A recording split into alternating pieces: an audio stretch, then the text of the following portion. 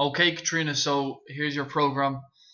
I'm just going to scroll down to the bottom here because I actually put your warm up down at the bottom. We'll see if you've got time to do the warm up that everyone else is doing. But for the moment, we'll stick with this warm up and then we'll see what happens. So what you're going to be doing is you're going to foam roll. Okay, three areas: your quads, your glutes, and your back. Okay, so you're going to do your quads about a minute and a half left and right. You're going to foam roll your back for about a minute and a half, and then you're going to foam roll your glutes with the ball, with one of the hard balls, and I'll show you how to do that. Then you're going to do a little bit of static stretching. All of these are for 90 seconds on each leg. So you got your hip flexor stretch, that's the one up against the wall. You've got your pigeon stretch on the bench, that's for your glutes. And then you've got your lat stretch, which you're also going to be doing on the squat rack, that's for your back.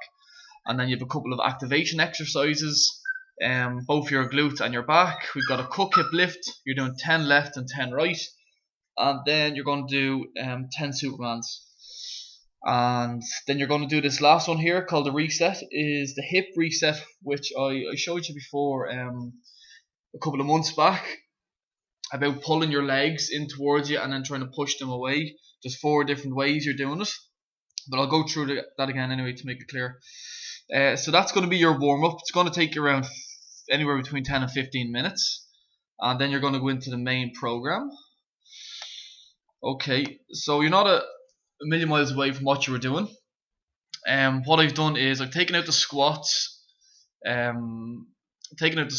basically, and we're not loading your spine at all with it, even front squats. We're not loading up with anything. So what you're going to do with your program is you've got 2 days. Okay, I know you're doing a 3-day week program, but you've got session A and you've got session B. But you're just going to keep rotating them. Okay, so the first day you come in, you'll do session A. The second day you come in, you'll do session B. The third day you come in, you'll actually do session A, and then B, A, B, A, B, like that. Okay, we'll leave it for December, maybe a couple of weeks into January, and then see how we get on. So I'll explain these to you when you're going through. If you see A1 and A2 on any exercises, it means that you're going to do them as a superset, meaning you do one and then you go straight into the next one. You can take about a 30 to 60 second break before you go into the second one actually. So here you'd be doing a step up like you did the other week, and then you might take a 30-second break and you'd be doing a TRX row. Okay, you got your sets and your reps there. You can take a couple of minutes break down when you got the 5 sets of them done, and then you be coming to your barbell glute bridge and incline push up. That's going to be your next superset. And then after you got them done, you're taking a couple of minutes break and you're going into C here, which is a sled push. What you're going to actually be doing here is on the minute every minute for 10 pushes, or 10 minutes, sorry, I'll explain that to you when I see you. And then you're going to finish the day off with some core work, and that's going to be a plank. You're doing about 5 sets, each lasting 30 to 40 seconds with about a minute break. And then day 2 basically runs off similar concept. You got A1 and A2, which is going to be your barbell glute bridge and incline push-ups. The only difference with these is, compared to the session A, is that the weight's going to be a little bit heavier and the reps are lower with the glute bridge, and with the incline push-up, the weight or the bar for the incline push-up is actually going to be set a little bit lower. So you're emphasizing more strength on this one. So it'll be lower reps, but it's going to be a little bit harder. Then you have there's actually a tri-set on session B.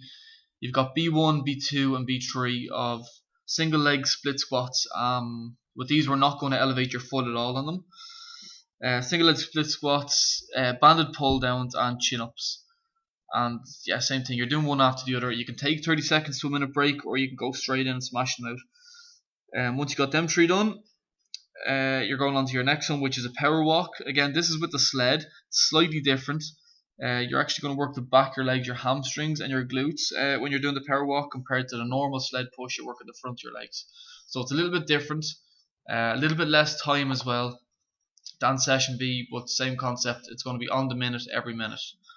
Again, I'll explain that to you when I see you. And you're finishing off your B session with bird dogs. It's just a type of plank that you're going to be on one arm and one leg, and you'll be extending them both out. And you're going to do, that's actually not meant to be 5 to 8 sets. It's actually meant to be 4 sets like the plank, and you're going to take about a 6-second rest in between. Okay,